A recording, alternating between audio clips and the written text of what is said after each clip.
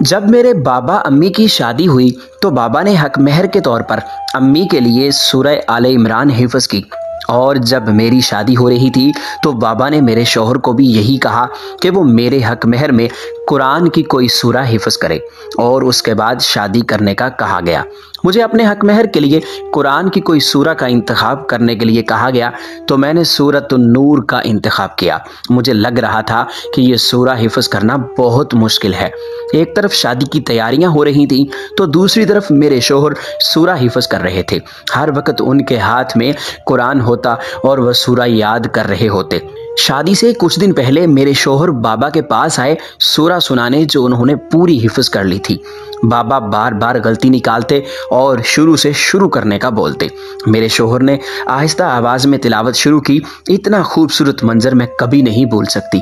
मैं और मेरी अम्मी ने एक दूसरे की तरफ देखा और मेरे शौहर की अगली गलती के इंतज़ार में मुस्कुराने लगी, जिसके बाद उन्हें फिर से शुरू करना पड़ता।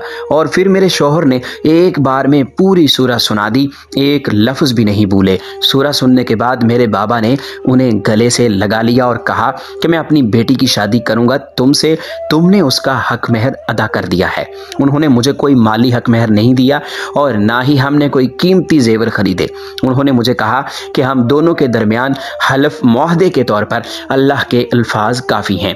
अब मैं सोचती हूँ मुस्तकबिल में मेरी बेटी अपने हक महर के लिए कौन सी सूरा का इंतखाब करेगी। दोस्तों, अगर ऐसा हक महर और जहेज शादियों पे दिया जाने लगे तो हर गरीब की बेटी की शादी आसानी से हो और शादियां कामयाब भी हों। कभी कोई घर नहीं उजड़े और ना ही बहुएं जहेज के तानों से तंग आके खुदकुशी करें।